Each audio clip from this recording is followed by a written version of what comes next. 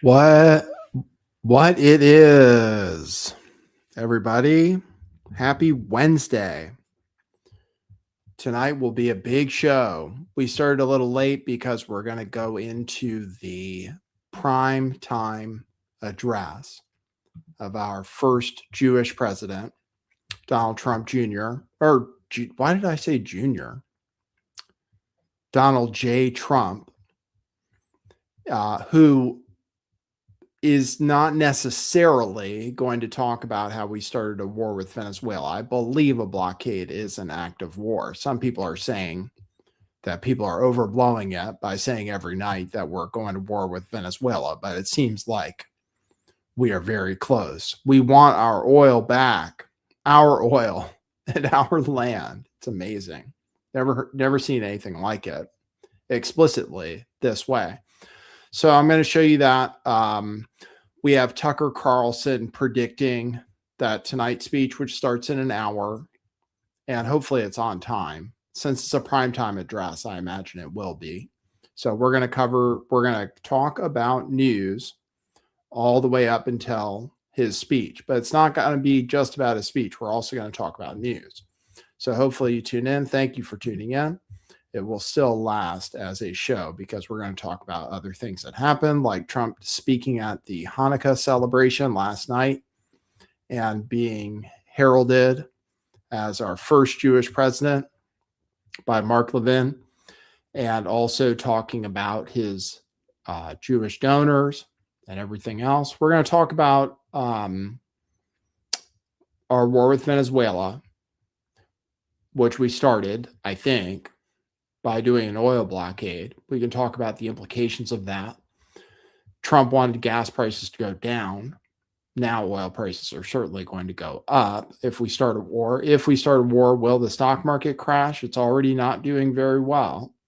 So I'm going to cover that a little bit today too. AI news coming from Bernie Sanders, amongst others. So we're going to talk about that today. We have some shenanigans from Bondi. Sorry. I have to learn the way the Australians talk. Bondi, particularly with that one guy who took the bloody face selfie. That one guy is extremely suspicious. So we're going to show you some picture of him from the hospital that came out on X. So we're going to show you that and talk about some of the shenanigans from Bondi. I was just listening to No Agenda TV, I think it's called, with Steve Lookner, who covers live events and is live right now covering this same event as I am. We're at war tonight with Steve Lookner. But he was covering the Australians. They're about to do hate speech laws. So the Jews won, just like every time. If it wasn't a psyop or a false flag, it doesn't matter.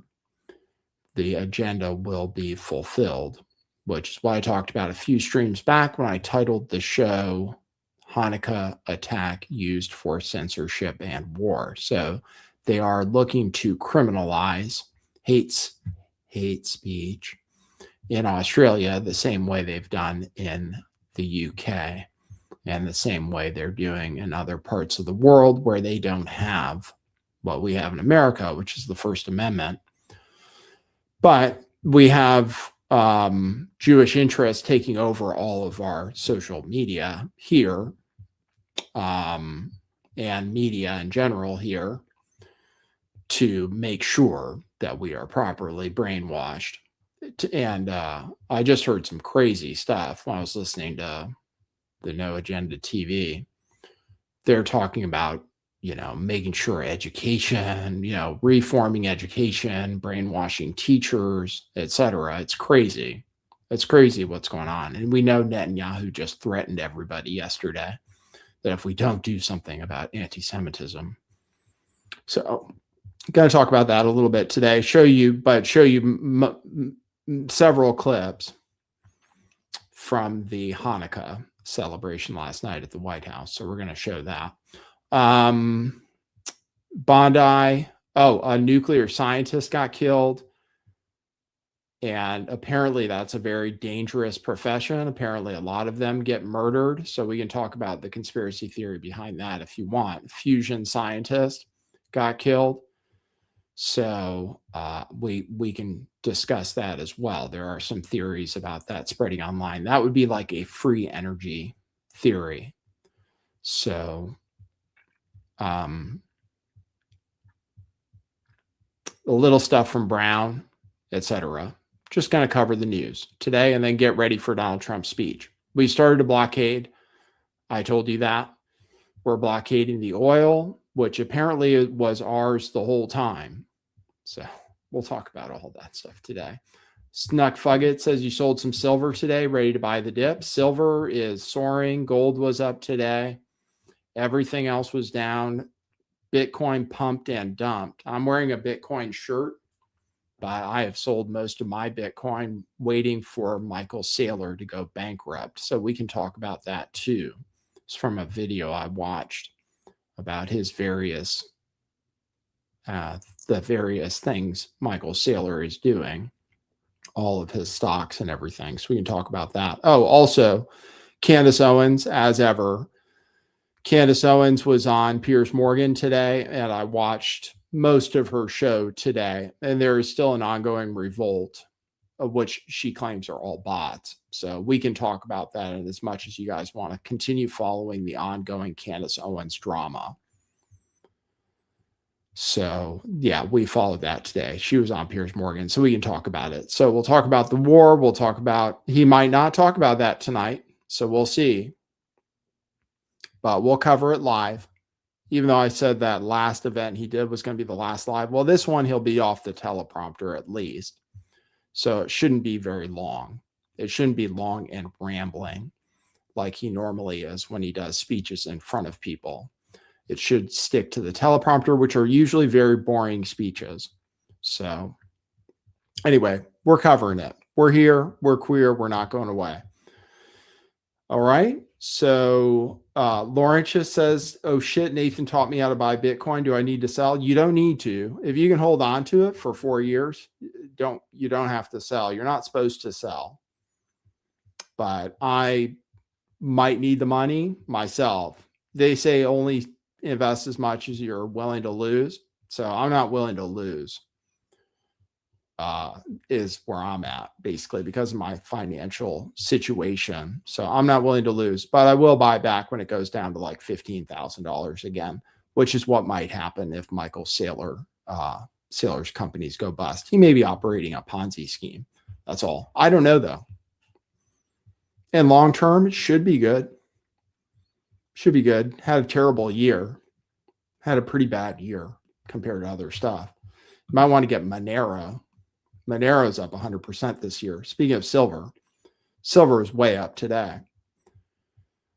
But there's a credit crisis going on, so be aware. We're preparing for the crash. Yeah, the stock market's been down several days in a row now. People are running away from the AI trade. AI companies were all down today. NVIDIA is the biggest company in the world, and it's precarious stuff. So, all right. Laurentius says you're down $400. 400. God, I was down that much like every single day. So you must not have that much. So whatever you want to do, dude. You could sell it and buy it again later, or you can hang on to it. Eventually it'll go up. How long do you plan to live? How long do you plan to live, and do you need the money? That's what you need to know. There you go. Nuck Fugget's down over 400K in Bitcoin. Yeah. So, yeah. From the peak. Yeah, it's scary. So, I personally, it's not good when things go down, Laurentius. Bitcoin is not good when things go down because people consider it a risk asset. Even though it's supposed to be a safe asset like gold, people don't treat it that way. It goes down with AI stocks, and AI stocks are probably cooked. That's my read on it, at least. But what do I know? I'm a doomer. I deliver black pills, and I like Bitcoin. I did very well with Bitcoin, but the future The future is unknown. So you make your own decision. This is not financial advice. I don't know what I'm talking about most of the time. Although I try. And I'm right a lot, but not always. All right. Thanks everybody for tuning in. Let's talk about the news so we can get ready for the show. I say Trump's speech, which is in 50 minutes now. So let's play the intro and get started. Okay, cue musical intro. Boy, that's brilliant.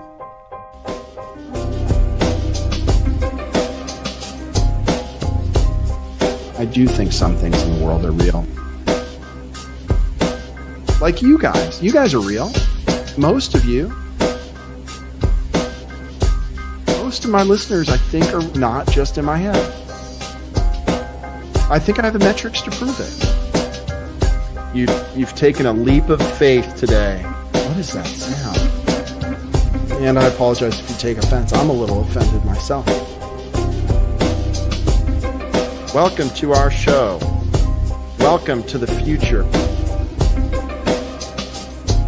What it is, joining you live from sunny California. It's a beautiful day today. I'm your host, Nathan Stoltman. And I bring you the news, the real news.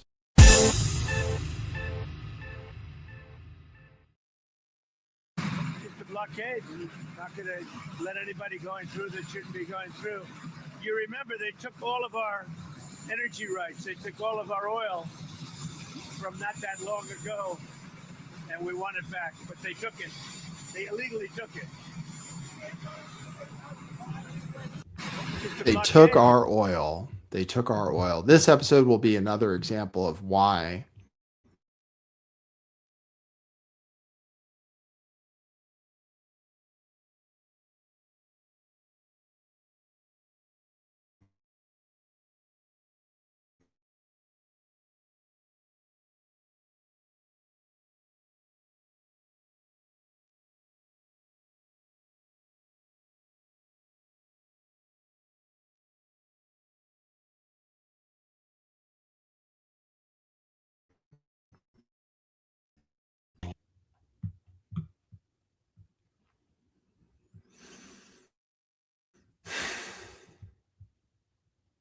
I'll keep talking, but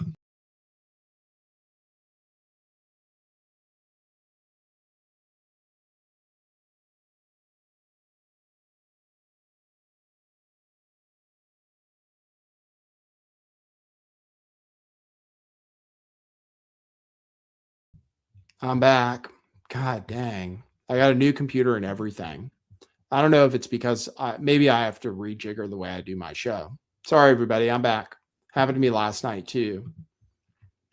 Just got a brand new computer to not have these issues. So thanks, everybody, for tuning in. Hopefully you saw Trump say we're going to get our oil back, our oil from Venezuela, which apparently it's not theirs. So we'll show you all that news. Thanks for tuning in. This will be another example of why we must lead with drama every night. It looks like it will be a smaller show. Nobody wants to tune in to hear Trump speak, apparently. Last time I ran a Trump speech, because I thought Trump speeches were big news, it was the same old story. So Trump is losing popularity. We will have a smaller, more intimate show today. But thank you for joining me, long time or part-time or whatever kind of listener you are. I appreciate your support. If you want to support the show, you can go to buymeacoffee.com/lifttheveil and drop a coffee or 3 and leave a note like a super chat. We have no super chats enabled. We are a harmful channel according to YouTube. So go to buymeacoffee.com/lifttheveil. You can use all forms of payment there and leave a note, and I will read it on the stream before the show's over. You can do it anytime, even when I'm not live, even if you're listening to the podcast version of this show. You can also go to our store, Truth Revolution Clothing. That's truthclothing.io. I will show you that. Here's our shirts. These are what we have remaining. This is a closeout, going out of business sale. Everything is, almost everything is $10 and $5. So these are t-shirts you can buy for less than you could get printed if you bought them in bulk. So take advantage of the sale like everybody else has. Buy whatever you can while you still can. It will not exist in the future, most likely. So we still have Bitcoin shirts. Those we have in stock. Those we have in many sizes. Crypto Future is a great shirt. These HODL shirts are $5. So check those out. Bitcoin Saves, great shirt. Don't be too embarrassed to wear them, even if Bitcoin's going down. Eventually, it'll be good again, I think. We have Question Everything shirts, particularly in women's styles. So really nice, slouchy. We still have a Lift the Veil slouchy for $5, and our Question Everything styles. So check those out at truthclothing.io. Buy them in bulk, because you'll never see deals like this again. Nobody is selling stuff that's this nice and this inexpensive on the internet. So truthclothing.io to do that. Okay. All right. Let's get to the news, because we have to hurry up probably at this point. Donald Trump posted this statement on Truth Social yesterday. We started a blockade. We started a blockade of the oil in Venezuela yesterday, which, as far as I understand it, is actually an act of war in and of itself. People still aren't freaking out, although Thomas Massey, the Congress, tried to pass a war resolution vote today. I'll show you that. This was his post on Truth Social. Venezuela is completely surrounded by the largest armada ever assembled in the history of South America. It will only get bigger, and the shock to them will be like nothing they have ever seen before. Until such time as they return to the United States of America, all of the oil, land, and other assets that they previously stole from us. The illegitimate Maduro regime is using oil from these stolen oil fields to finance themselves, drug, terrorism, human trafficking, murder, and kidnapping.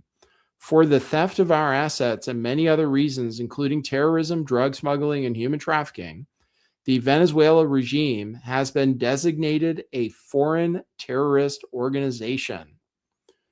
Therefore, today, I am ordering a total and complete blockade of all sanctioned oil tankers going into and out of Venezuela. The illegal aliens and criminals that the Maduro regime has sent to the United States during the weak and inept Biden administration are being returned to Venezuela at a rapid pace. America will not allow criminals, terrorists, or other countries to rob, threaten, or harm our nation, and likewise, will not allow a hostile regime to take our oil, land, or any other assets, all of which must be returned to the United States immediately. Thank you for your attention to this matter. Donald J. Trump, President of the United States of America. We'll see if this is what he talks about tonight. We are openly doing regime change, which we'll see. I mean, Trump voters, what is it? Trump voters. He said he was never going to do regime change, but you're still supporting him. It seems like I see everybody still supporting him. A lot of people still supporting everything he does, regardless of how America first it is. And now it is openly a war for oil, openly, which we claim was ours somehow, even though it's under the land of Venezuela. And apparently they took land from us too. Apparently we own everything in the Western Hemisphere belongs to us as far as the president is concerned. Lindsey Graham says, spot on, Mr. President. The Maduro regime has wreaked havoc on our nation and our people, the people of Venezuela and the region. He associates with terrorist regimes like Hezbollah, poisons America through the drug trade, and his demise is long overdue. If he's not a terrorist, I don't know who would be. Well, you tell me, Lindsey Graham, Donald Trump, when did they commit terrorism and where? You cannot call people, well, it shouldn't be enough just to call people terrorists or make up things like narco-terrorist or declare drugs to be weapons of mass destruction. and then do war because of it without congressional approval. But that's what we're doing. It's a breath of fresh air to have a commander-in-chief who will not tolerate the abuse of American interests. I applaud you, Mr. President, for cleaning up our backyard of narco-terrorist states like Venezuela. God bless you and all under your command. Finish him off. Kind of like what he said about Gaza, I think, and Hamas. Finish them. We are not, this is not America first. I don't care. It's not America first. Okay. If we want to prop up our currency with more oil, then I guess you could argue that it's in America's interest to steal their oil. But it's not our oil. Our companies used to be there.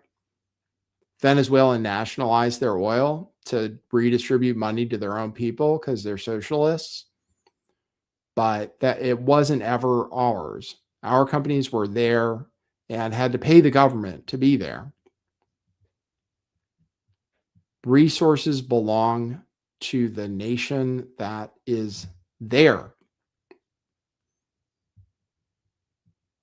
Foreign companies can go in at with the government's permission and make money there, but it's not ours. It doesn't matter what you say. It's not ours. Stephen Miller said American sweat, ingenuity, and toil created the oil industry in Venezuela. Its tyrannical expropriation was the largest recorded theft of American wealth and property. These pillaged assets were then used to fund terrorism and flood our streets with killers, mercenaries, and drugs. First of all, we've been trying to overturn the Venezuela regime for a long time. And if people left Venezuela and came to America, it's because we made their country shit.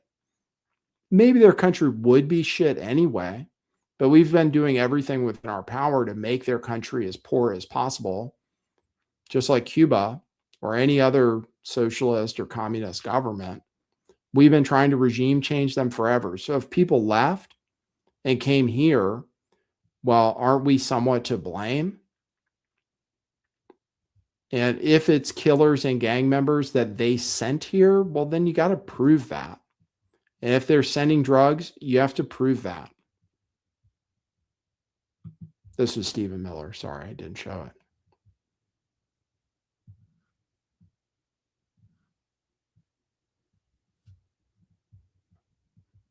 So they said it was about drugs. That's what they said. It's all about drugs. Well, obviously, it's not about drugs anymore. It's about oil. I've been saying it this whole time. It's about oil. Politica has a story today. The Trump administration is asking U.S. oil industry to return to Venezuela. The person who won the Nobel Peace Prize, which the Nobel Committee is now being sued by Julian Assange and WikiLeaks for promoting war. The person who won the Nobel Peace Prize wants war and extrajudicial killings of who knows who on boats. We kill people on boats. We say they're narco terrorists. Then we kill them if they survive, which would be illegal no matter who you talk to. They don't have guns. They're not a threat to America. The boats can't reach America. The boat we blew up, where we blew up the survivors of the boat, wasn't even headed to America, according to us, according to the military. You can't just make things up. Drugs are not weapons of mass destruction. Even if it's fentanyl, they're not weaponizing it and bombing us with fentanyl. And anyway, they don't have fentanyl. I see people online, they still say, oh, we have to stop the fentanyl. Fentanyl doesn't come from Venezuela. Everybody knows that. If we cared about fentanyl, we'd go to war with Mexico and China, which Thomas Massey points out. if we cared about fentanyl, which is why we do tariffs, I guess, we'd go to war with Mexico. And it's not a weapon, it's a drug. And actually, Americans take the drug. Other places don't. Other places don't have fentanyl problems. They could get fentanyl if they wanted. Apparently, Americans want fentanyl. Maybe it was created by somebody else. Maybe it's like the Opium Wars. Fair enough. Maybe they're trying to undermine the fabric of our country. Fair enough. But actually, overdoses are going down. So that's positive.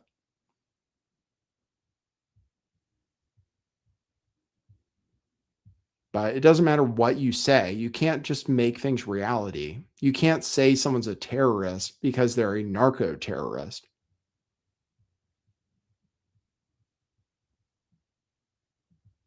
Mark H says, I don't agree that no fentanyl is coming from Venezuela. Okay, well, let's ask Gemini. Let's ask Gemini. How much fentanyl comes, how do I spell it? You didn't spell it right either. Fentanyl, there you go, I got it. Comes to the USA from or through Venezuela.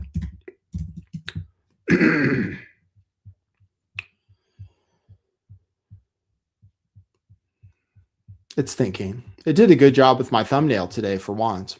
Gemini. Gemini is very smart. I thought it did a good job with my thumbnail, except that it said breaking news twice. You say if Gemini says it has to be true, well, they reference sources. Near zero presence. According to the 2024 and 2025 DEA National Drug Threat Assessments and the UN Office on Drugs and Crime, Venezuela's role in the fentanyl trade is officially considered negligible to non-existent. Primary source, over 95% of illicit fentanyl in the U.S. is produced in Mexico using chemicals from China. Primary route, 80 to 90% of all fentanyl seizures occur at official ports of entry across the U.S.-Mexico land border, typically hidden in passenger vehicles driven by U.S. citizens. Mules. Venezuelan exports. Official interdiction data from the U.S. Coast Guard and the Joint Interagency Task Force shows that while Venezuela is a major transit point for cocaine, roughly 10 to 15% of global supply, there has been essentially no fentanyl seized on Venezuelan maritime routes. Okay, so that's according to the U.S. government, not Gemini. That's according to the U.S. government.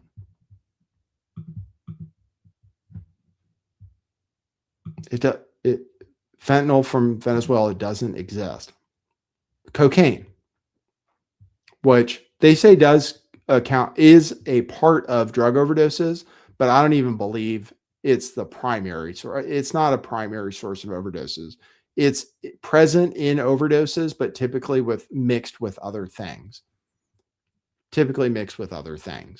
People die with cocaine in them when they're also using maybe a lot of alcohol or speedballing with heroin or something like that. Typically, you can die of a heart attack, though. I mean, it's possible,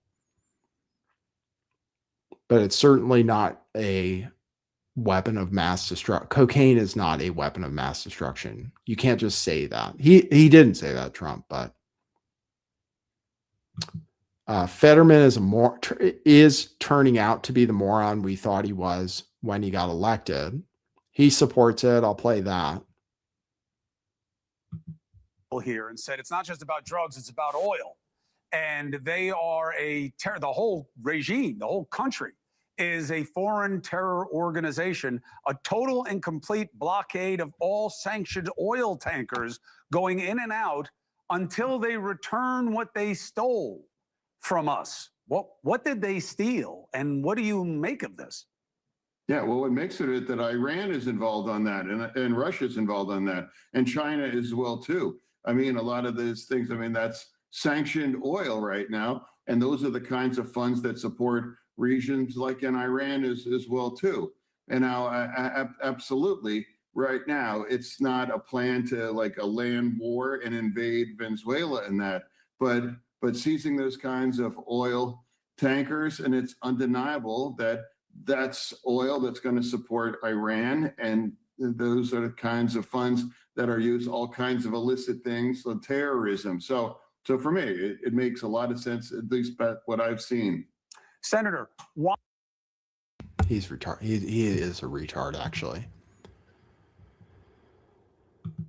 Half the oil, it goes to China, where they use it for gasoline. China set up a refinery there. Over 50% of the oil from Venezuela goes to China, where they use it for gasoline and energy. And unless China is a terrorist state, Iran has their own oil. Lindsey Graham says Hezbollah is involved in Venezuela. Their friends are not our friends. That's true. Russia, China, Iran. But Russia and Iran don't need oil from Venezuela. They have their own oil. We sanction them because we want to regime change them. We sanction them because we want to regime change them, sometimes on behalf of Israel. But Iran hasn't attacked us as a nation. There have been some terror attacks by the Houthis and stuff. I understand. Iran sponsored terrorism or what have you. But I don't believe Iran controls ISIS, which is another creation of the West.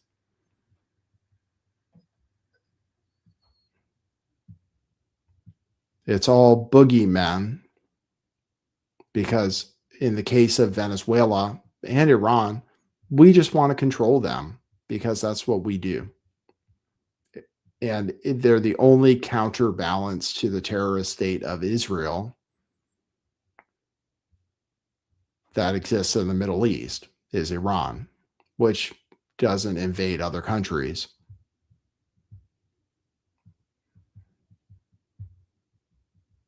It's all fake.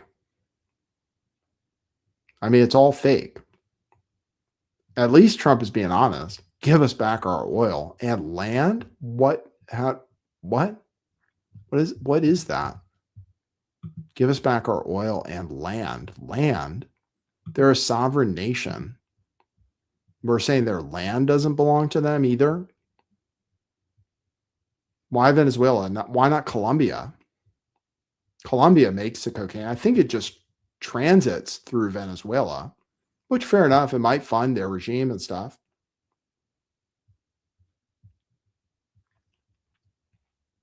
But what terror attacks have they done? I'm just curious. Do you guys know of any? What terror attacks did Venezuela do that they're a terrorist state now, or that the regime is a foreign terrorist organization? It's just an excuse so we can, it's a legal excuse. Even the WMD, I'm pretty sure, is just a legal excuse. So then we can say, oh, they're at war with us, or we're at war with them, or we're allowed to bomb terrorists. So we'll call them terrorists. Okay, fair enough. Doesn't make them terrorists. Here's Massey talking about it. Who, remember, Donald Trump hates him, is going to run a candidate against him. The framers understood a simple truth. To the extent that war-making power... Actually, I think I have a longer speech. So let's just hear the whole speech from Thomas Massey. I think I have a longer one. Here it is. We tried to pass a war power resolution today, and it failed by a couple votes, with 9 people abstaining.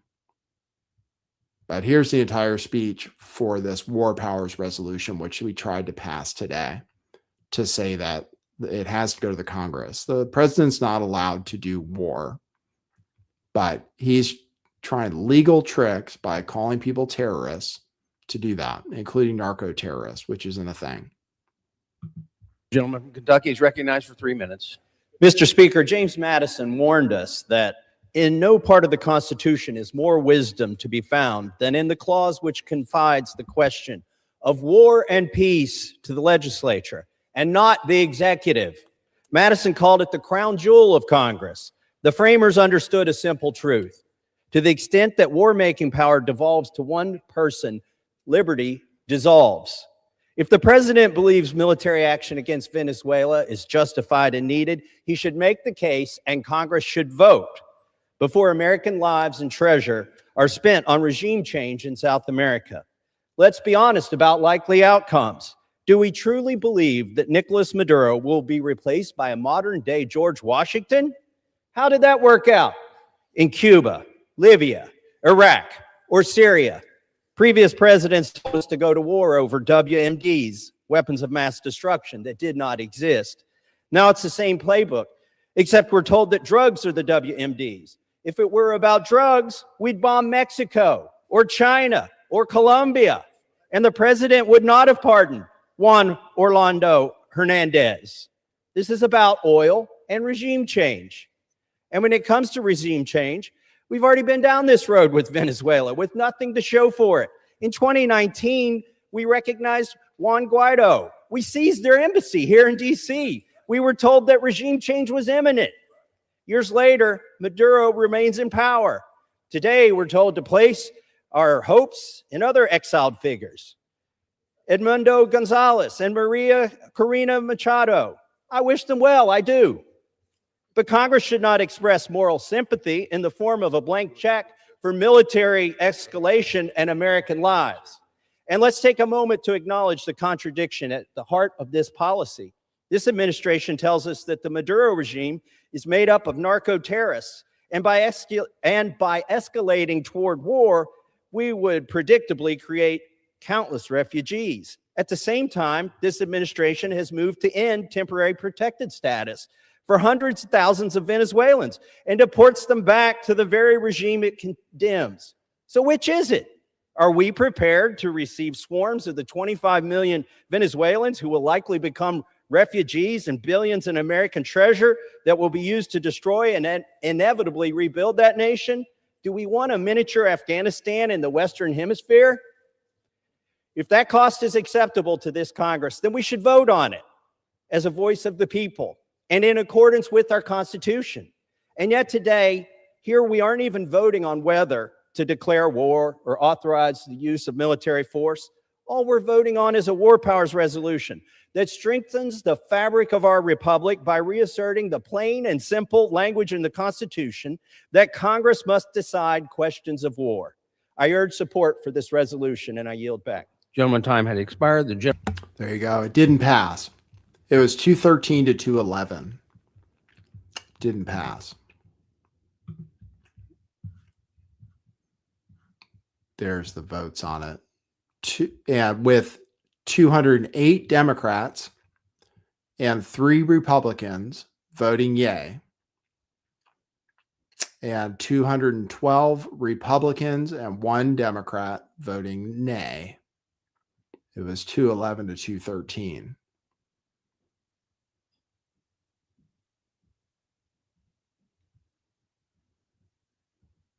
So that's where we're at. I'll show you. This Nobel Peace Prize thing is just all about regime change in the first place. Anyway, in regards to the speech tonight, if it's going to be about war, Tucker says it is. So let's see. Tucker says it is. And so here's what I know so far, which is that members of Congress were briefed yesterday that a war is coming, and it'll be announced in the address to the nation tonight at 9 o'clock by the president. Who knows, by the way, if that will actually happen? I don't know. And I never want to overstate what I know, which is pretty limited in general. But a member of Congress told me that this morning.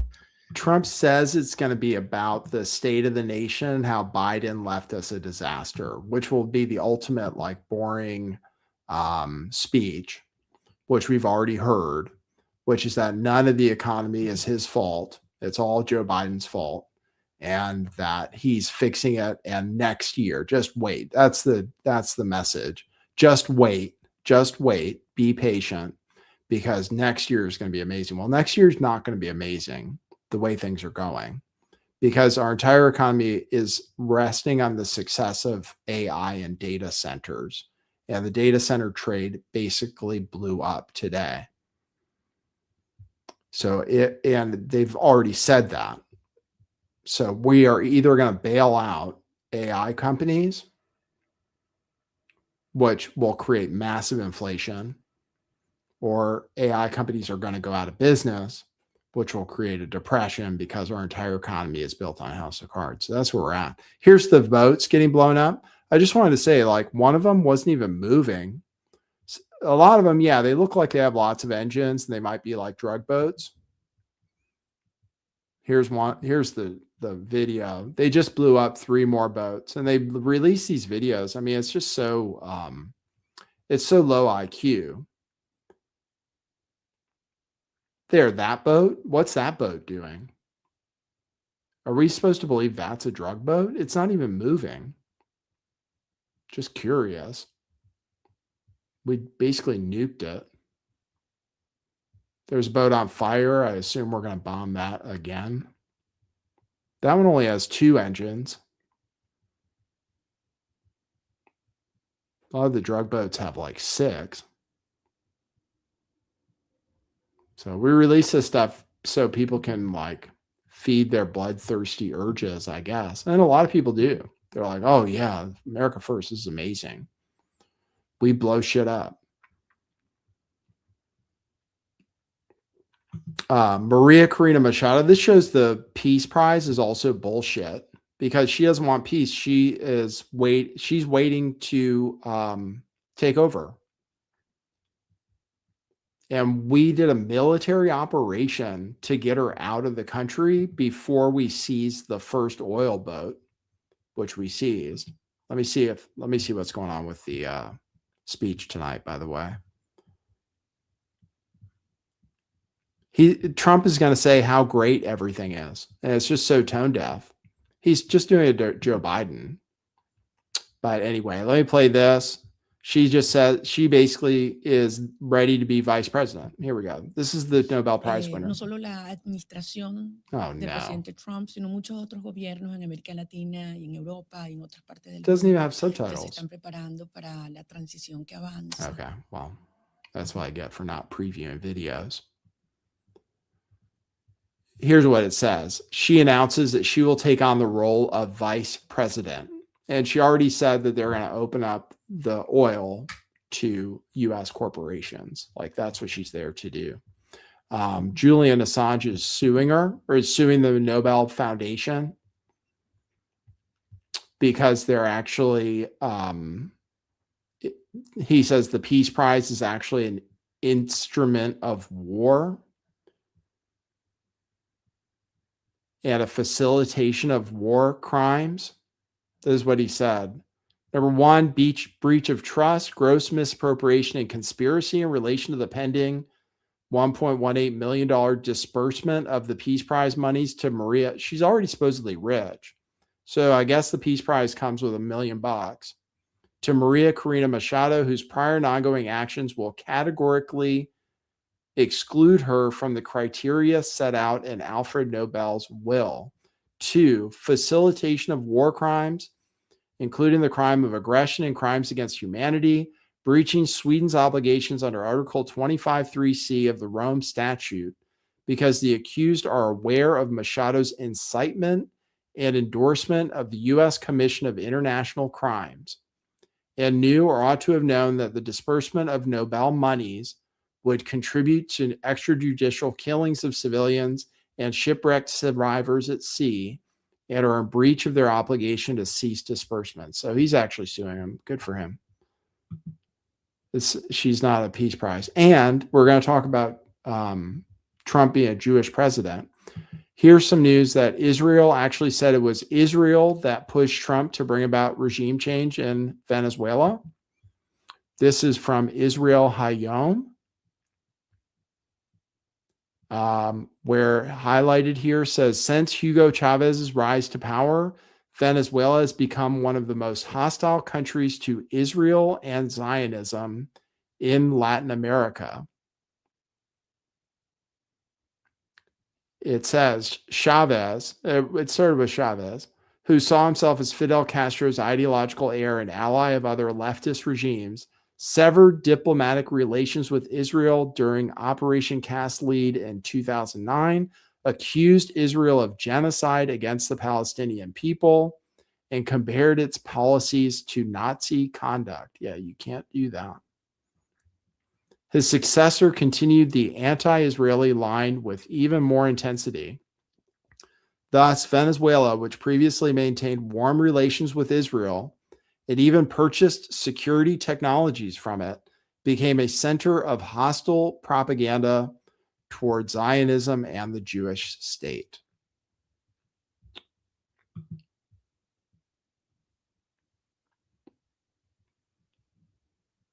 And the plan will be that the new regime will be Israel's closest ally in Latin America. I assume this is from Machado.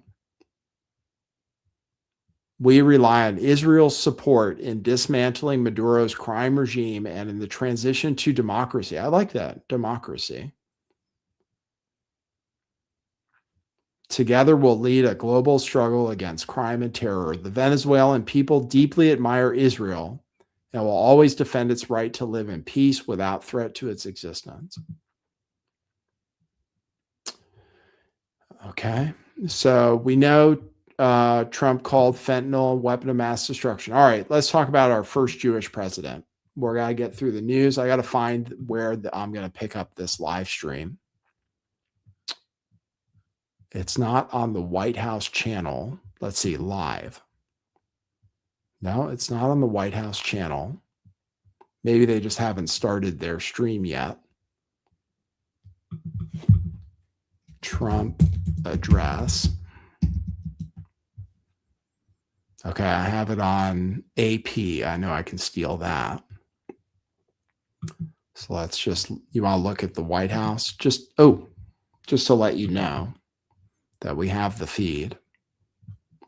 This is what we're looking at right now. And I think he'll be on time. How do I close this chat? There we go. So there's a nice picture of the White House. Be able to cover everything today. We've been going through the news, all the news about this, about what's maybe going to happen tonight. Let's see if he mentions it. Anyway, let's talk about him. Let's talk about the stuff he said at this Hanukkah thing. Mark Levin, here we go. Let me just play these clips. Mark Levin said he's the first Jewish president, which I've said before too. And these people do like Israel. Hold on. If you're president. And he loves Israel too. It's true. Like 2 seconds. 6 years ago, I was up here, and I said, "This is our first Jewish president." It's true. Now he's the first Jewish president to serve two not consecutive presidencies. We thank you That's for right. everything. Yes, sir. Bad things happened on the second one. Namely, the election was rigged. And we found out, and you see that happening. But And you are the greatest thank president. you very much. And God bless you. I miss you. That's Mark Levin, who declared himself a never Trumper in 2016.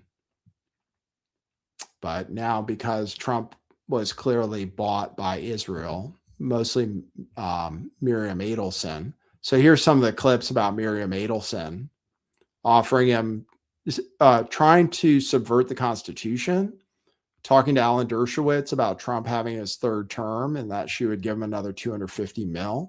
So let's play that clip. Oops. Sorry, hold on. I didn't switch. Here's that. Miriam Adelson. You want to come up, Miriam?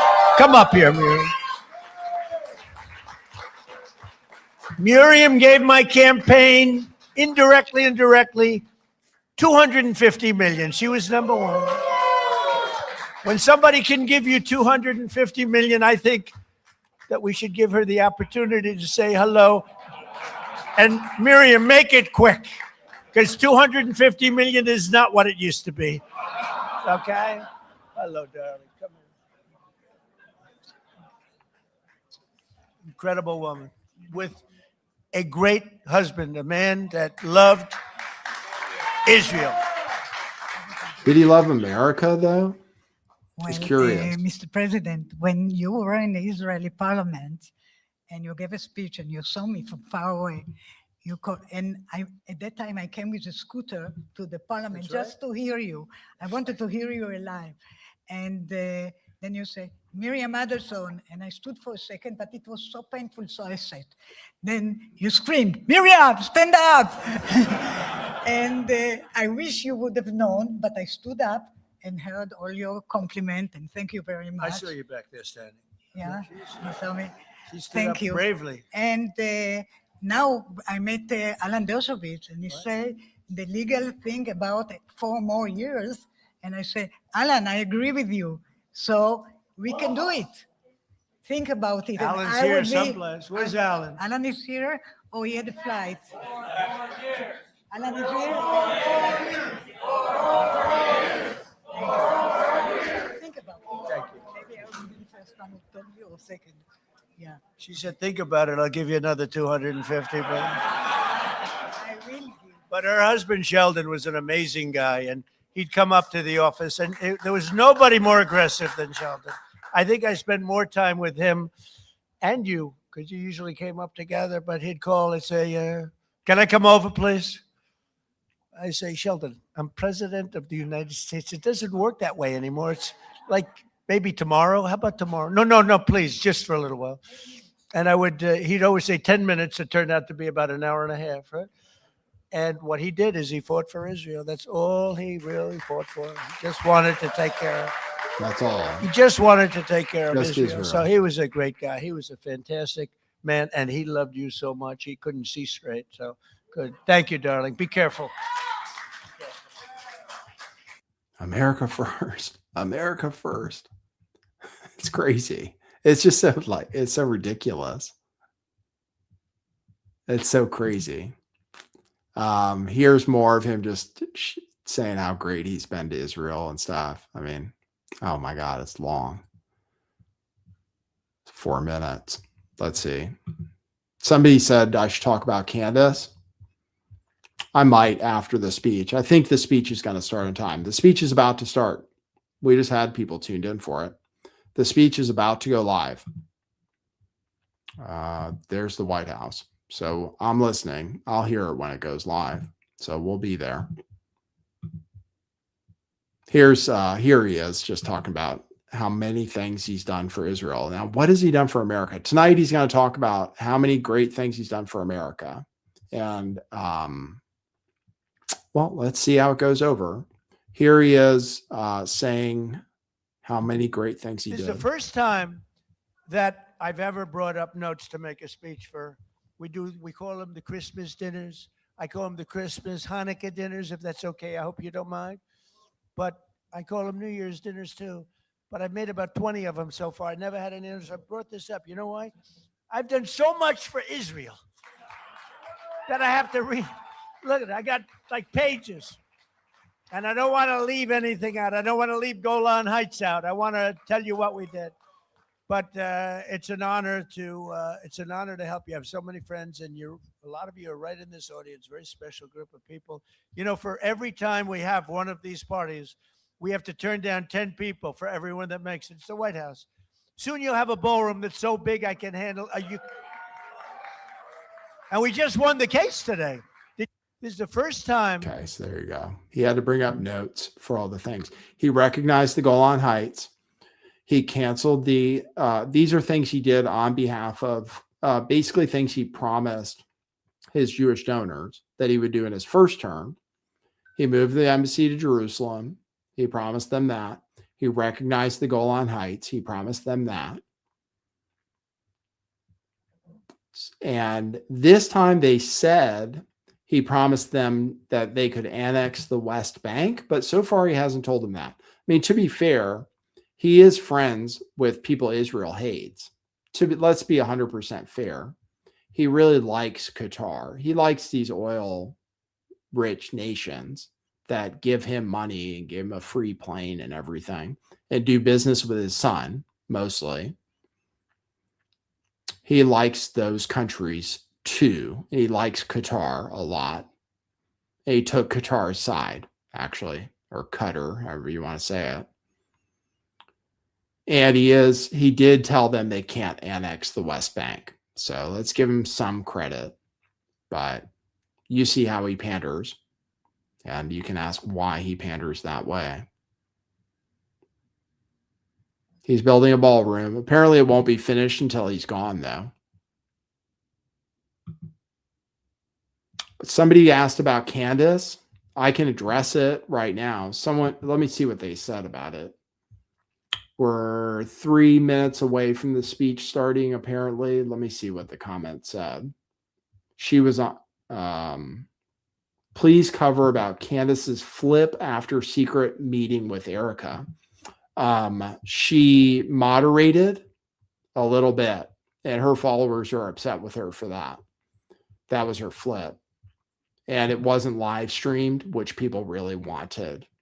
So Candace Owens, I basically think it's over. The audience today was half the size of yesterday. And she's having to accuse everyone of being bots now. But I've been there. I've been a conspiracy theorist who everybody hated. And I called them all paid and pedos and bots and all that. Was people that actually hated me, maybe for legitimate reasons. So that's where she's at right now. Everybody hates her for legitimate reasons, or what they think are legitimate reasons. And she's accusing them of all being a paid op to take her down. That's her defense. And that everyone in her chat is a bot, basically. And the bots are taking offense. They're like, I'm not a bot, Candace. You sold out, etc. Uh-oh. Thank you. Dude, you just make shit up. That is not what Candace suggests or otherwise said. Useless. Which part? You can tell me which part. I engage. Her fans are rabid fans. I'm close to someone who's a rabid fan. But she did call everybody bots today. And she said it's a bot-fed campaign against her. But it's actually people who just think she's wrong. Most, like, as far as I can tell. Tim, it's not like, I don't think Tim Pool is, if you wanted clicks, at least previous to this, you would actually follow the Candace Owens trajectory. Yesterday's live, yes. Yesterday's live, where all the comments are negative, and all of the super chats were negative, and all of her chat was negative. I'm saying all, not all, but a lot, where everybody saw it. Everybody can see the comments under that video. It was her biggest video ever. But today it was half the size. And there was still a lot of discord in the chat. And I don't think it's bots. I think there are haters tuning in. Like right now, she has haters tuning in who want to just watch the downfall of her and are spicing up the comments a little bit. I agree with that. There are people who aren't Candace Owens fans who are trying to egg on, who are trying to cause discord. I agree with that. That's definitely happening.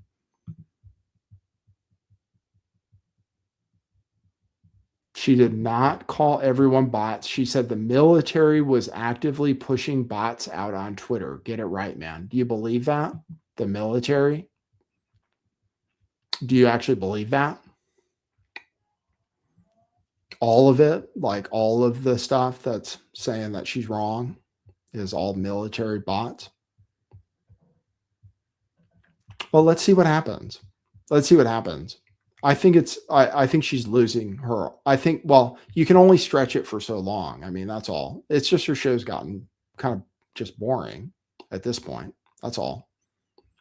It's just, it never went anywhere. The investigation never went anywhere. And there's only so much she can do. Today, she showed Charlie's car. She brought up she said she's going to go after Kash Patel or something. But she gets a ton of views. Who am I to talk? She gets a ton of views. She's very talented. There are people who are going to stick with her till the end. But the problem is now haters are watching her show in large numbers to watch the downfall of her show. And they're causing a lot of discord in the chat. So she's going to have to do things like make the chat members only or other things like that. Should we check the comments under her video today? Oh, Trump's up.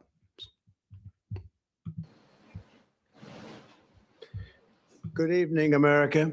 11 months ago, I inherited a mess, and I'm fixing it.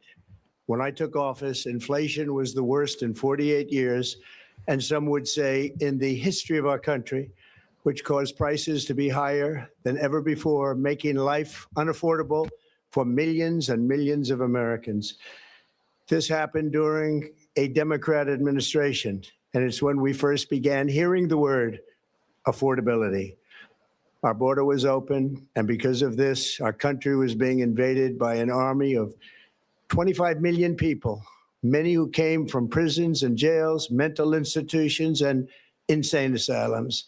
They were drug dealers, gang members, and even 11,888 murderers, more than 50% of whom killed more than one person. This is what the Biden administration allowed to happen to our country, and it can never be allowed to happen again. We had men playing in women's sports, transgender for everybody, crime at record levels with law enforcement, and words such as that just absolutely forbidden. We had the worst trade deals ever made, and our country was laughed at from all over the world, but they're not laughing anymore. Over the past 11 months, we have brought more positive change to Washington than any administration in American history. There's never been anything like it, and I think most would agree. I was elected in a landslide, winning the popular vote and all 7 swing states and everything else, with a mandate to take on a sick and corrupt system that really just took the wealth from people and crushed the dreams of the American people. For the last 4 years, the United States was ruled by politicians who fought only for insiders, illegal aliens, career criminals, corporate lobbyists, prisoners, terrorists, and above all, foreign nations, which took advantage of us at levels never seen before. They flooded your cities and towns with illegal aliens. They decimated your hard-earned savings. They indoctrinated your children with hate for America. They just released a level of violent felons that we had never seen to prey on innocent. They caused war. They caused mayhem.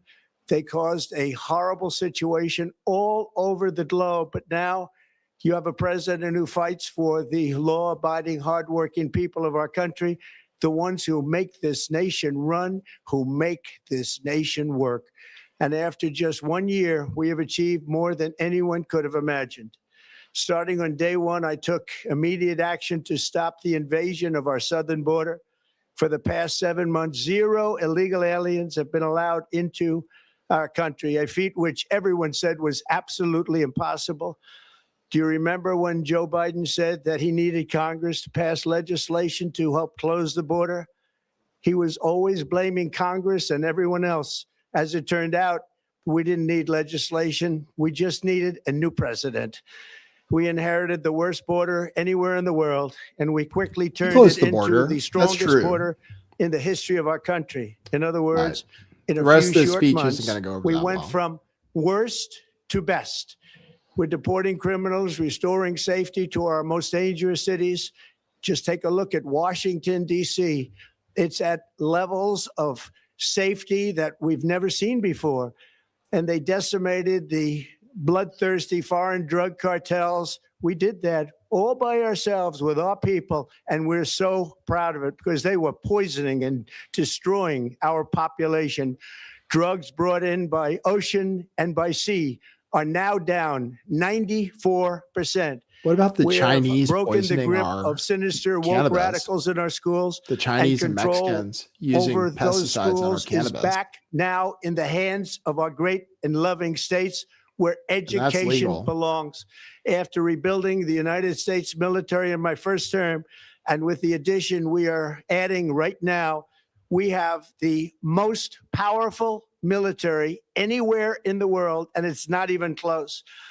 I've restored American strength, settled 8 wars in 10 months, destroyed the Iran nuclear threat, and ended the war in Gaza, bringing for the first time in 3,000 years peace to the Middle East, and secured the release of the hostages, both living and dead. Here at home, we're bringing our economy back from the brink of ruin. The last administration and their allies in Congress looted our treasury for trillions of dollars, driving up prices and everything at levels never seen before. I am bringing those high prices down and bringing them down very fast. Let's look at the facts. Under the Biden administration, car prices rose 22% and in many states 30% or more. Gasoline rose 30 to 50%. Hotel rates rose 37%. Airfares rose 31%. Now under our leadership, they are all coming down and coming down fast.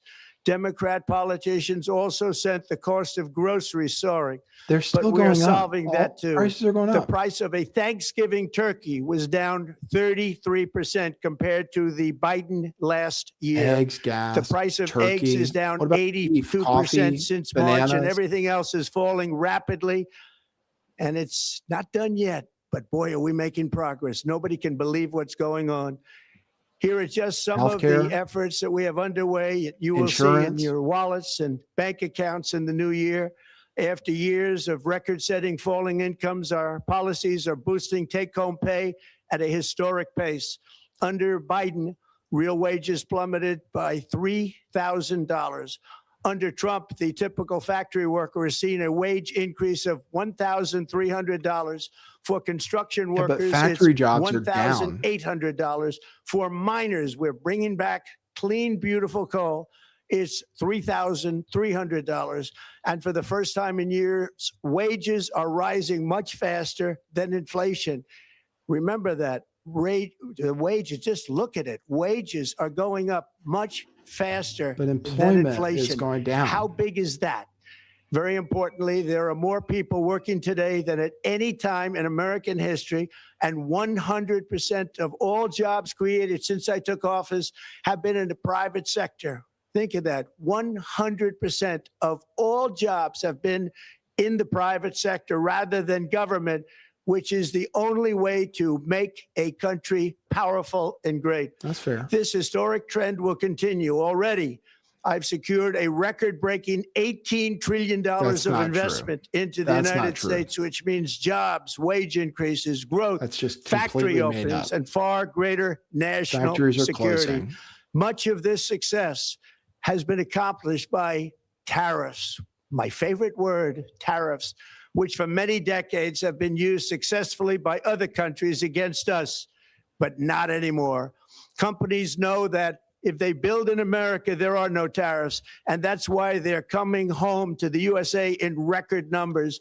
They're building factories and plants at levels we haven't seen, AI, automobiles. We're doing what nobody thought was even possible, not even remotely possible. There has never, frankly, been anything like it. 1 year ago, our country was dead. We were absolutely dead. Our country was ready to fail, totally failed. Now, we're the hottest He's yelling, country isn't he? anywhere in the world. And that's said by every single leader that I've spoken to over the last 5 months. Next year, you will also see the results of the largest tax cuts in American history that were really accomplished through our great, big, beautiful bill, perhaps the most sweeping legislation ever passed in Congress. We wrapped 12 different bills up into one beautiful bill. That includes no tax on tips, no tax on overtime, and no tax on Social Security for our great seniors. Under these cuts, many families will be saving between $11,000 and $20,000 a year. And next spring is projected to be the largest tax refund season of all time.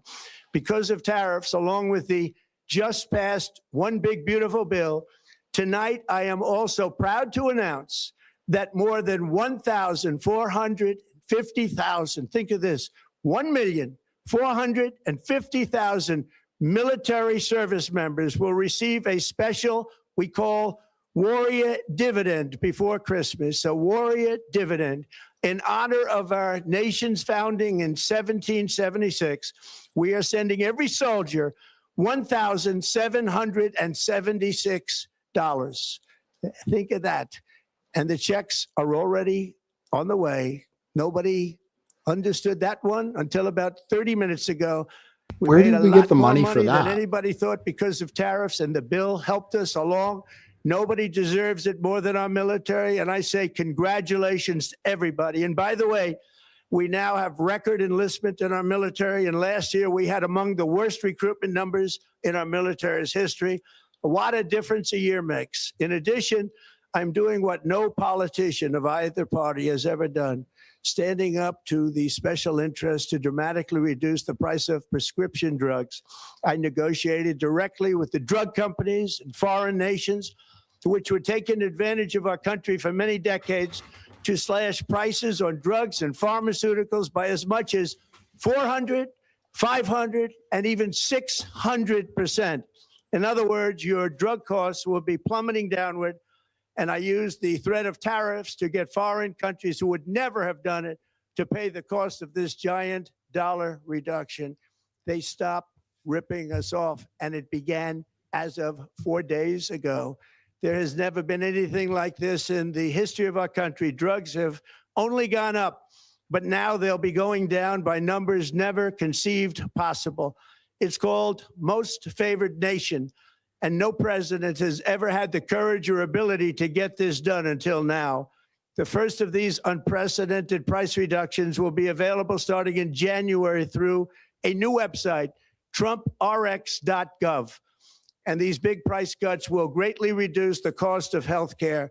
I'm also taking on the gigantic health insurance companies that have gotten rich on big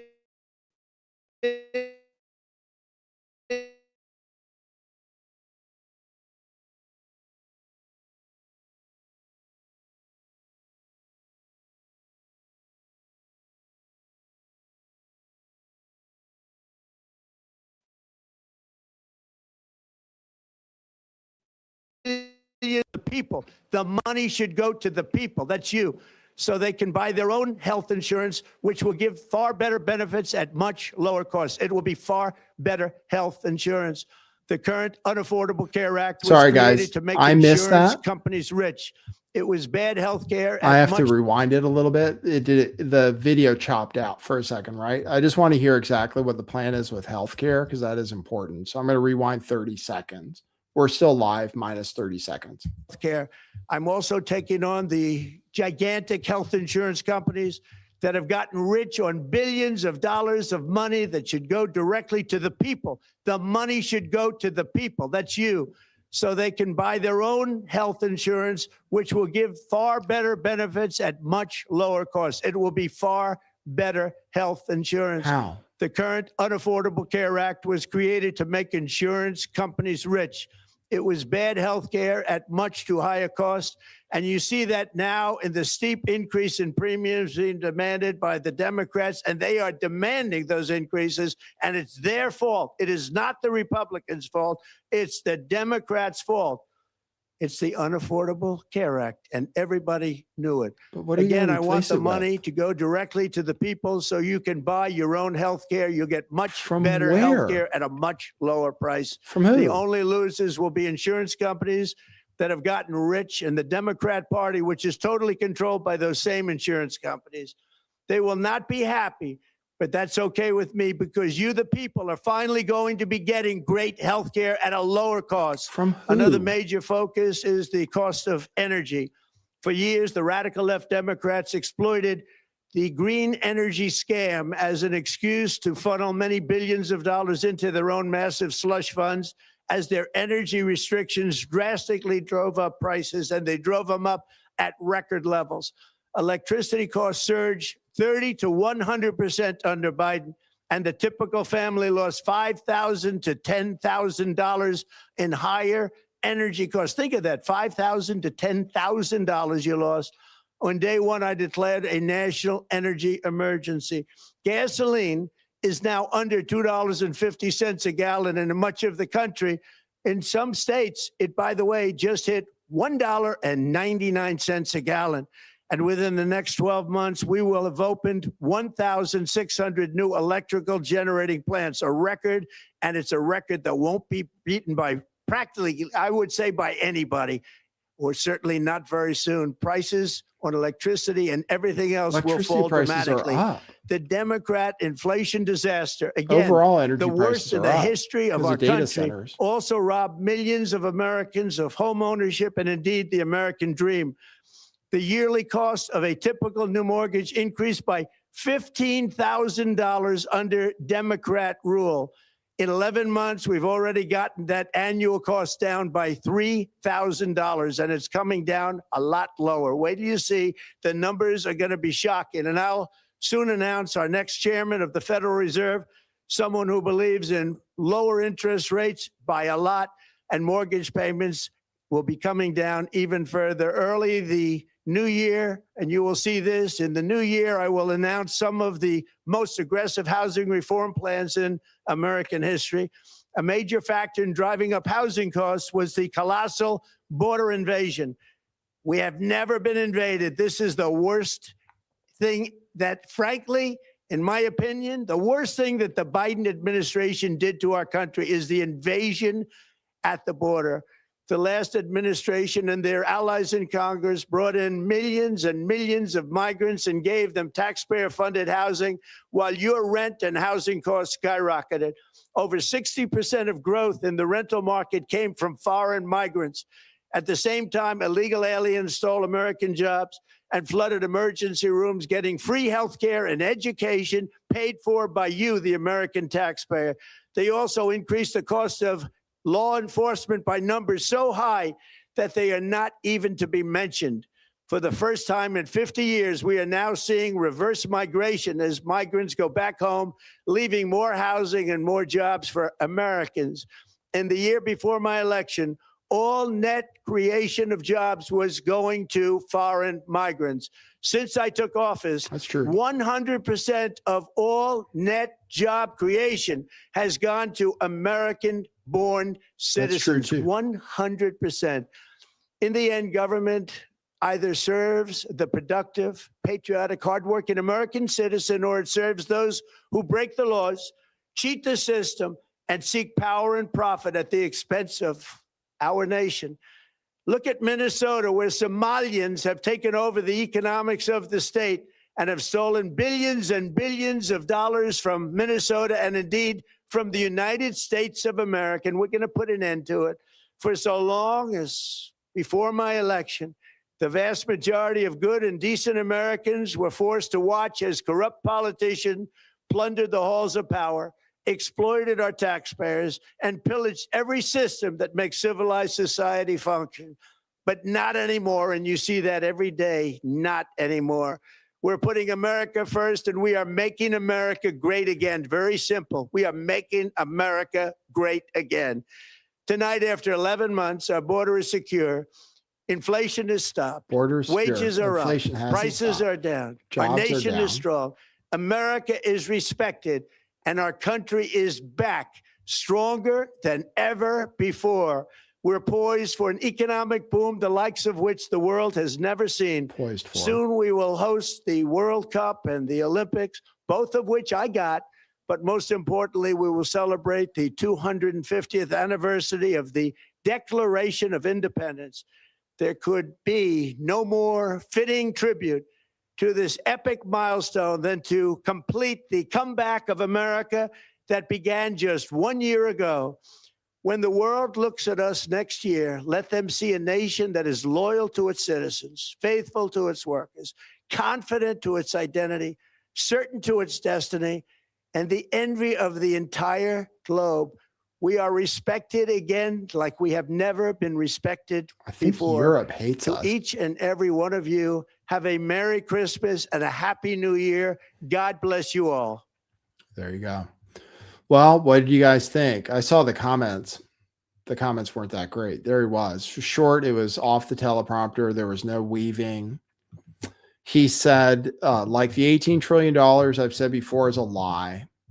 We've gotten a few $100 billion so far in foreign investment that might be the result of tariffs because people wanted to buy down their tariffs. Cars are the most expensive they've ever been, probably because of tariffs, or at least partially because of tariffs. They're going up more.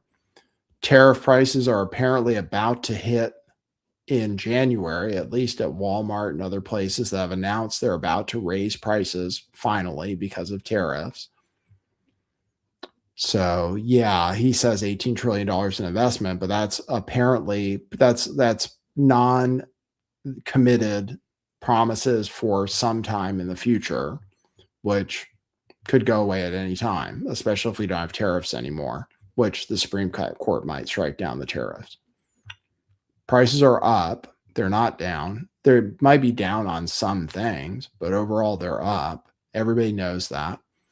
Healthcare,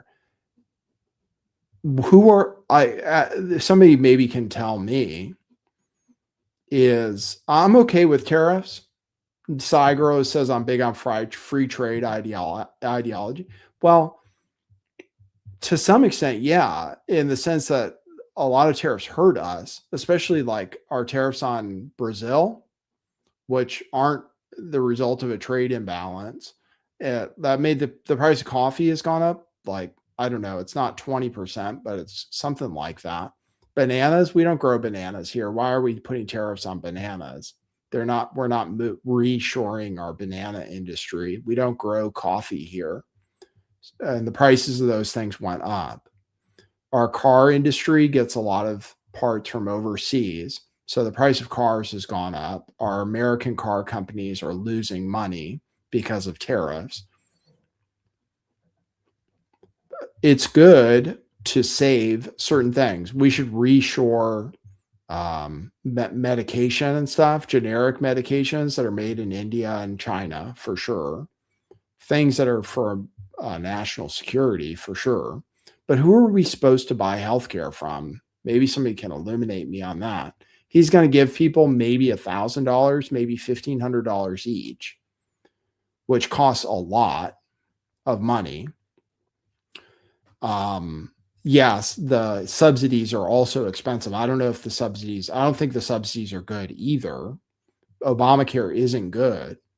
But where do you buy insurance if you are not employed or not traditionally employed, if you're self-employed or aren't part of a group plan? The only marketplace is Obamacare, I believe, if you don't have a job that gives you insurance. So where are those people supposed to buy it? There aren't any other choices as far as I know. And how far is $1,500 going to take you, which is really expensive to give everybody $1,500 if that's what it's going to be. Where are you supposed to spend it? They passed a bill today. I mean, they are proposing something. They're saying that there should be more competition in insurance markets, which is good. They're saying Costco, Amazon, Sam's Club should be able to offer insurance nationwide, and they should compete for your business, which would be good. Probably more competition is good. Group plans, being able to do group plans is good. So that's one solution. But the insurance industry and our healthcare system is screwed up. It needs to be fixed. And how much money, literally, how much money is he going to give people? Like someone just said in the chat, how much insurance is $1,500 going to get you if that's what it is? And that would cost to give that much money to everybody, or everybody who might be losing insurance, would be extremely expensive. And yes, the subsidies are like Obamacare is screwed up. It's screwed up because it didn't work as it's supposed to, because healthy people don't aren't forced to get it. The original plan of Obamacare was people would be forced to get it. Everybody would be forced to buy it. So that would keep costs down for everybody. The Republicans got rid of that, which I think is fine. You shouldn't penalize healthy people for not buying insurance because they can't afford it. But there are structural problems with our medical system, which is that, like, if you have insurance, you pay more for healthcare. And if you don't have insurance, you pay less for healthcare. So how do you need to fix that problem, which is that with the deductibles people have, they have to pay huge amounts of money out of pocket. So they did pass something in the House today, I think, to have more competition in the healthcare market, which is the way to do it. The Republican way to do it is to have more competition. That's fair. I mean, if Costco offered a plan, I'd probably look into it too. I'm a Costco member. They have something like 40 million members. Amazon, maybe they could offer better insurance. It's true. I mean, those aren't bad ideas. But the problem is a bunch of people just can't afford it anymore. And it's going to go up for everybody else too. It's going to go up even for people who have healthcare through their jobs, because some employers don't have many options to buy healthcare. It's going to go up for them. Then they might have to go out of business, or they'll have to have their employees pay a much larger amount for worse healthcare. And it's going to spiral out of control. And eventually a Democrat's going to come in and say Medicare for all. And they're not going to be crazy, because every other advanced country in the world has some kind of socialized medicine, because you either cover everybody or you don't. And we try to have it both ways. We're like, oh, well, if you go to the emergency room, you get covered. And well, in California, they penalize you for not having insurance. Then we have Medicare if you're really poor. Medicaid, I mean, if you're really poor. But the problem is people are really poor now who make up to $100,000 a year. And if they wanted insurance for their whole family, people make $100,000 and they have 2 kids, it's $25,000 a year. And then they have childcare expenses, educational expenses, car expenses, energy. He says energy has gone down. It hasn't overall. Energy prices are up. Data centers are making it worse. And our economy is apparently going to rely on artificial intelligence and data centers. Bernie Sanders says we have to stop data centers. I could show you that, but Just Crushing says cost will come down. How?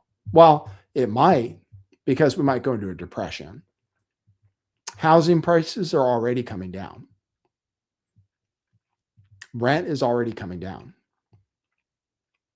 But that creates its own problems. When housing prices go down, we'll have another housing crisis. But yeah, we can have a depression, and then costs will come down. The reason gas is cheap is actually because we're probably in a recession or going into a depression, and there's just not that much demand for it. So oil is cheap. That's great. We're going to steal Venezuela's oil. That might keep it cheap, but it's nearing the cost of production. So they're going to start shutting down oil wells probably, because they won't be able to dig up oil anymore because they can't make a profit. We're almost to that price already with oil. It's almost too cheap already for anybody to make a profit. So they'll just stop digging up oil until the price goes up again. I know people are investing in oil companies because they know that's what's going to happen. The price has to go up. Otherwise, nobody will dig up the oil. If nobody digs up the oil, then the price goes up. So if you can't do it profitably. So, and then the AI trade, but our economy, like I said before. So, and then we'll bail if we bail everybody out, prices will go up. He wants interest rates to go down, but if interest rates go down, that makes inflation worse. at least theoretically. He's going to install somebody that's going to bring interest rates down. Okay, we'll see. They can lower rates and rates might not go down. Mortgage, they can lower interest rates. They can only lower short-term interest rates. They can lower short-term interest rates, and long-term interest rates might not respond to it because they don't believe it because of the risk of our debt. What do you do if the markets don't believe you, or if they think there's going to be huge inflation in the future because of your economic policies?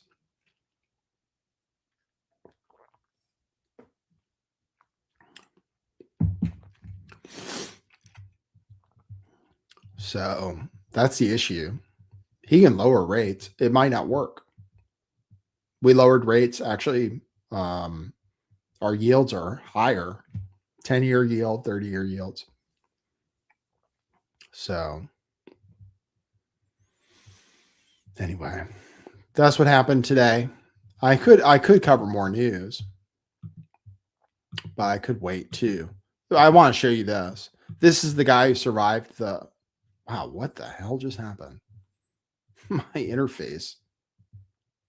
Okay. Wow, it just made me, it just changed my whole interface. What is going on? There's the guy who survived the Hanukkah shooting, who had blood all over his head and everything, eating donuts with nothing on his head, no scar, no anything. So there's the Hanukkah shooting survivor. Looks, he went to the hospital. I don't know what for. He looks, and this is a guy that went to Australia, who's like a Israeli, what did they call him? He's some kind of activist, basically. He went to Australia to warn them about anti-Semitism, and then just happened to be in an anti-Semitic attack and happened to take a selfie of himself with blood all over his face. And then they bandaged him up and didn't bother cleaning off the blood. Very strange. But there he is. Head looks perfect. Here's a picture with his girlfriend or his wife where they put a little bandage on him. Oh my God, it made my screen smaller. Where they put a bandage on him. Hopefully you can see it. Here, I'll show you here. So there he has a bandage on. What is the bandage on? I'm just curious. He's eating the same donuts. Has a bandage on his head, but obviously he doesn't need it. So you guys tell me what happened.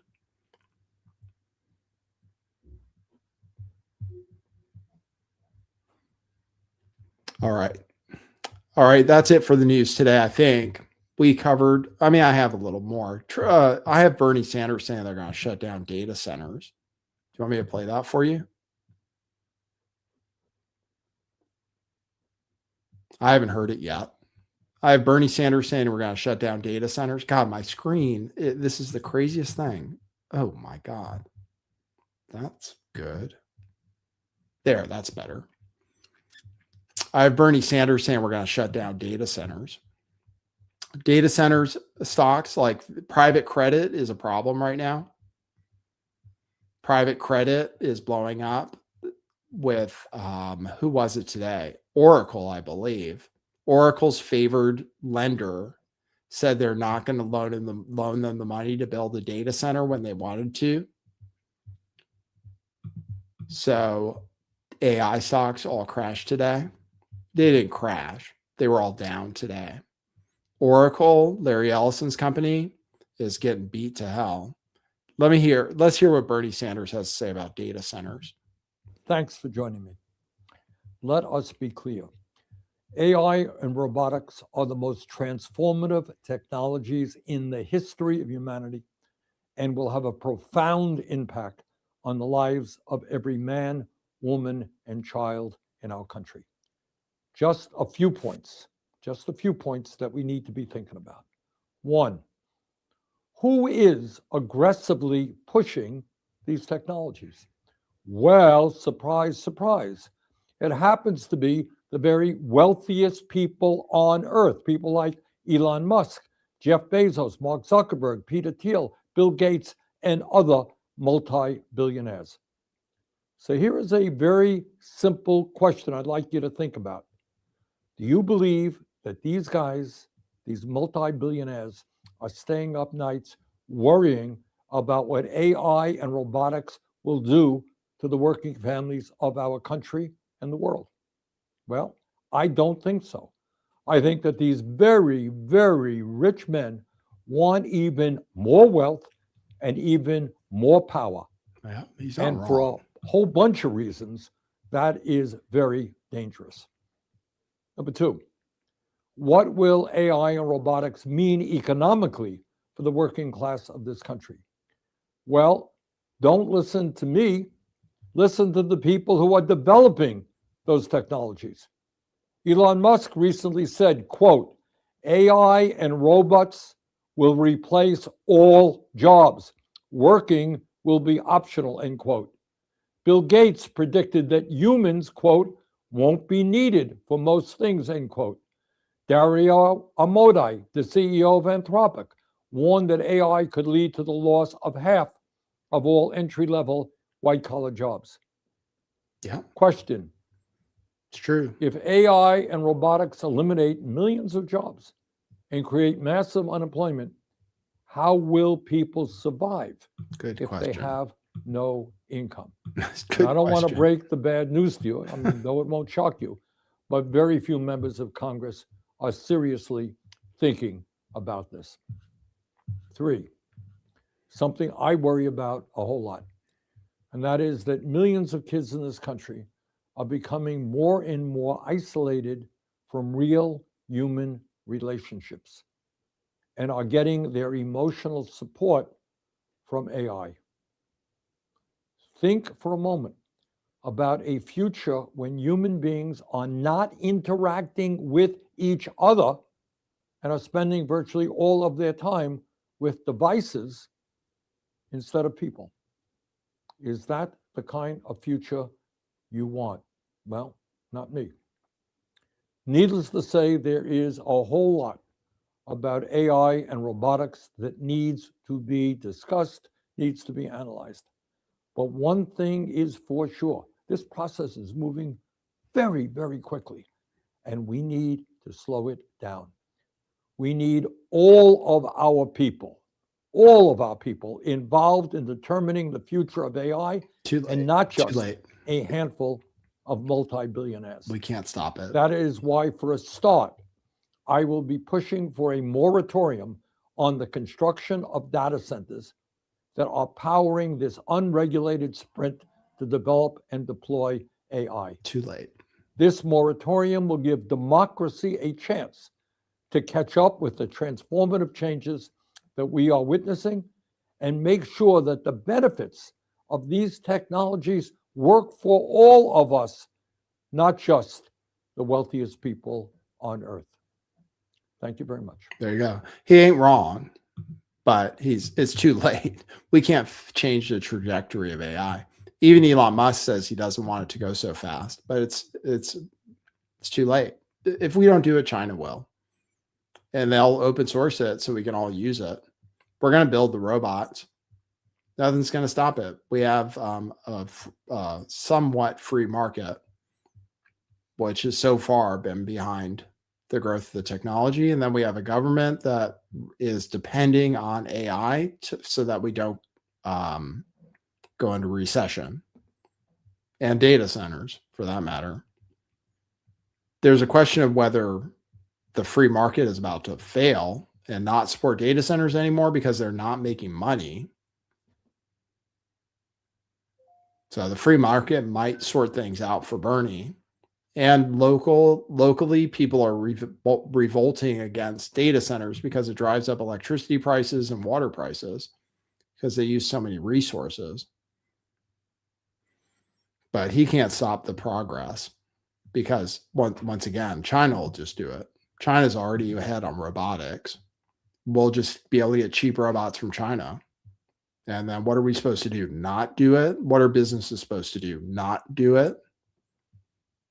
They have the choice. You can't stop them. There's nothing that's going to stop AI and robotics. It would be nice if we could go slower, because it is going to fuck everything up, but it's way too late. And in any case, there was nothing we could do. Progress, I guess. We built something that could replace us. Oops. But that's what we did. There's literally nothing any human being can do to stop it, governments or otherwise.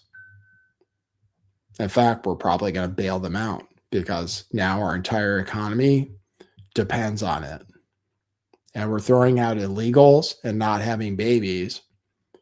So actually, if we want the jobs done, we're rapidly becoming something that will depend on it to do those jobs. If we throw the illegals out and we don't have babies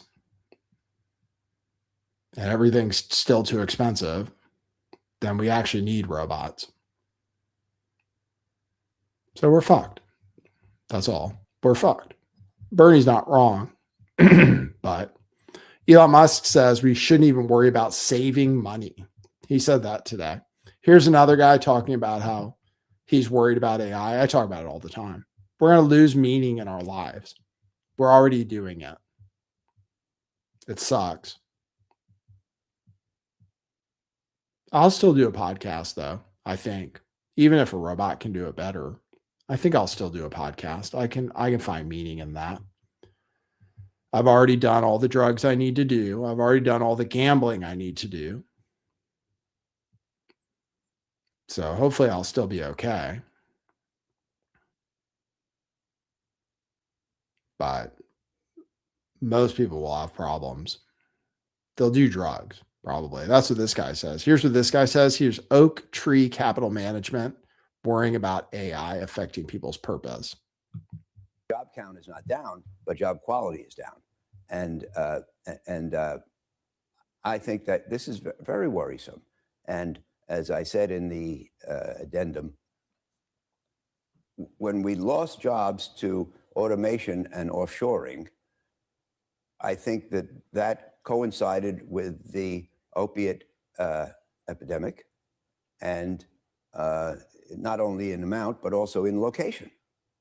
And I think it's a natural consequence of people sitting around all day.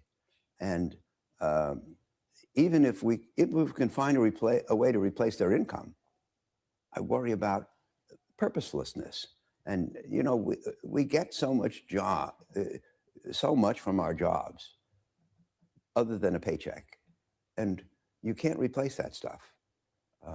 So I worry for society. Here, I'm not talking about investing or economics. I'm talking about society. And it's very worrying to me. Yep. Yeah, me too. Me too.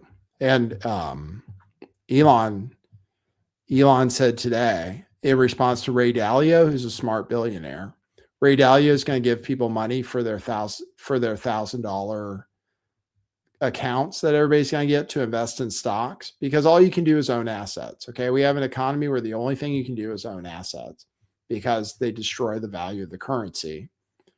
And jobs are no matter what Donald Trump says, the value of work is going down, mostly because of technology, a lot of it due to technology, because the technology assists us and is lowering the cost or value of human labor. So the value of human labor is going down, which means that people are getting paid less. We just hit a record high of people who have multiple jobs.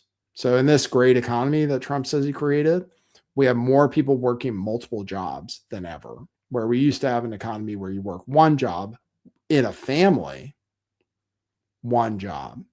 Now you might have a couple with kids, both of whom work multiple jobs. That's the economy we have now. The value of labor has gone down. And Elon is happy about it. Elon said in response to Ray Dalio says he's going to give people in Connecticut money for their investment accounts that we're going to give to everybody who's born. We're going to give them $1,000 to invest in the S&P 500. Elon Musk says it's certainly a nice gesture of the Dells, but there will be no poverty in the future, and so no need to save money. There will be universal high income. Okay. What happens when people win the lottery? That's all. Universal high income. What happens to people who win the lottery? Everybody knows. They all go broke. All of them. What happens when you give everybody more money than they work for? They don't know what to do with it. They're going to spend it on gambling and drugs. It's so predictable. They'll want more money. Not everybody, but it's like what people do. And then you're going to have programmable money, probably. If you're going to give people universal high income, it'll have to be some kind of U.S. Central bank digital currency or some kind of programmable money, like food stamps is programmable money. You can't spend it on candy and soda anymore. Well, it'll be the same. You'll only be able to spend it in improved ways. If we have any kind of universal government or even business income, they'll make sure you can't gamble with it. They'll make sure you can't use it as cash. They'll make sure you can't buy illegal drugs with it. They're like cash will have to be outlawed, probably.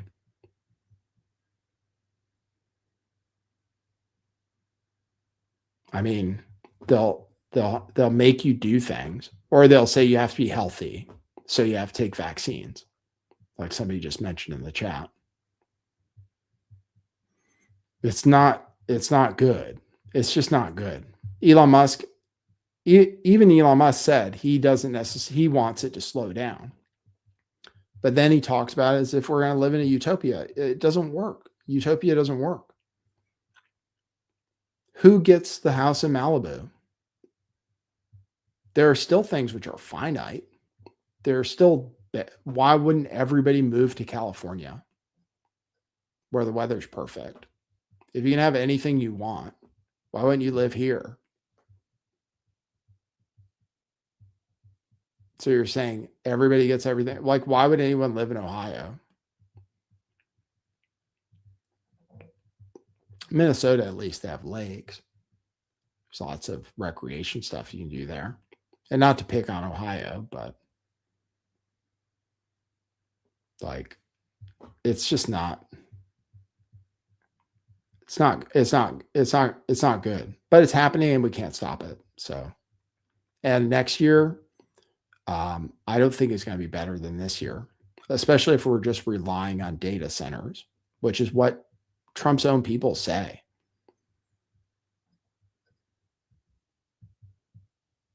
So, sorry I picked on Ohio. My bad. Bob Ross, you love it there. I'm sorry. People still live in Ohio, probably. I'm being flyover. I live in California. I like nice weather. That's all. I mean, coastal California, not even all of California is nice. Some places are terrible. But we can grow things here, that's for sure, year round. We can create lots of food, and we even have oil. We have lots of things here. But you guys tell me. We'll see what happens. What will have value? What will have value? You won't have to save money, he says. We won't have to save money. Like, that's what people are like. It's in our DNA. It's in our programming. We've evolved, supposedly, to become what we are now. But all through our evolution, we've had to fight for resources. The guy with the nice cave gets the nice girl. The guy with the nice house gets the nice girl. The guy who can play guitar gets the girl.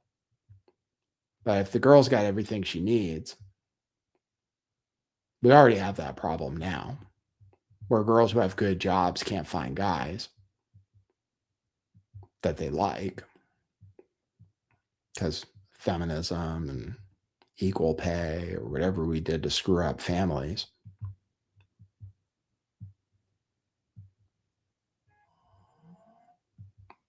Like human nature, what does it matter? Can we fix human nature? Oneida sex communities will make a comeback. I wonder what that is.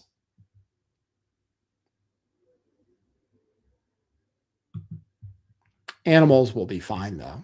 They know how to survive. Might just be animals and robots. I'm curious if the robots will at least be friends with each other. They might be. We'll see. But the future is going to be very interesting, I think.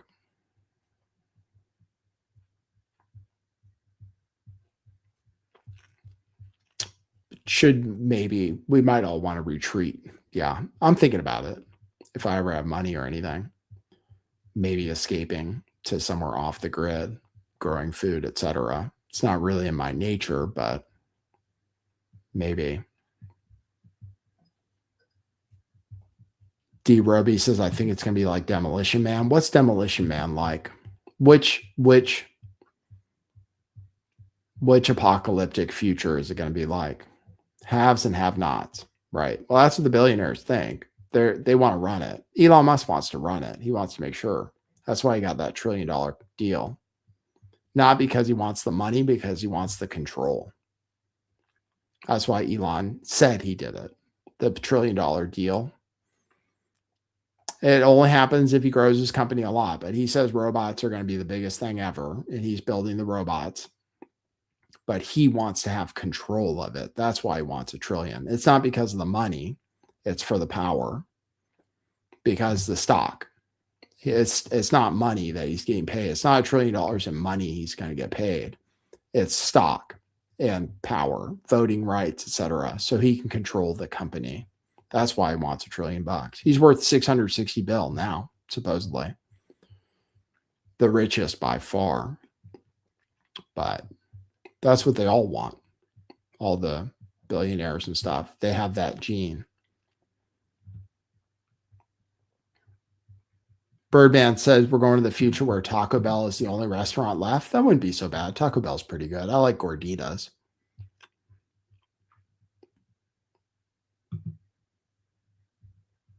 We'll see what happens. But yeah. Anyway, we'll see what happens. AI is already having problems though, because it hasn't figured out how to make money yet. So we'll watch stocks again. Stocks have been down and stuff. So we may be going into a depression of some sort where prices will come down. So that's the good news. But we just won't have jobs. That's all, which is the bad news. So good news, bad news. Prices go down, but we don't have jobs. But that's a depression for you. At least the weather's nice where I live. And there's still coffee available. If you want to give me coffee, go ahead anytime. Buymeacoffee.com/lifttheveil. I'll check. We haven't been getting coffees lately, even though we ask for them. Let's see. Pete stepped up again. He was the last person to buy me a coffee. He bought another one. Pete bought a coffee, said, I can't remember a time where so many Aussies were all so angry at the same time. Angry about what happened at Bondi. Angry at the most useless prime minister that got in on 34% of the vote. He said the real threat is the far right. Bondi is a long way from me, but Aussies don't forget. And while I'm not encouraging it, there is likely to be pushback. Thanks. That's from Pete in Australia. Yeah, they're about to do anti-Semitism laws. They want to lower the bar for what's considered inciting violence. That's what they said today. They said, they lock people up for inciting violence, but they want to lower the bar. That's what they said. So more tweets can be said to incite violence. So if you say free Palestine, they want that to be illegal, I think, eventually. The most anti-Semitic thing you can say is that you support the state of Palestine, pretty much. Free Palestine, from the river to the sea, those are all going to be considered crimes in the future if they have their way. All right, cool. Well, we did get some people tuned in. That's good. Actually, not bad numbers today. We'll try to make some shorts from this video. Maybe we said some things that can make turn into shorts. And I'll see you guys tomorrow at 4 p.m. Pacific time, 7 p.m. Eastern time. Thanks for tuning in for Trump's speech.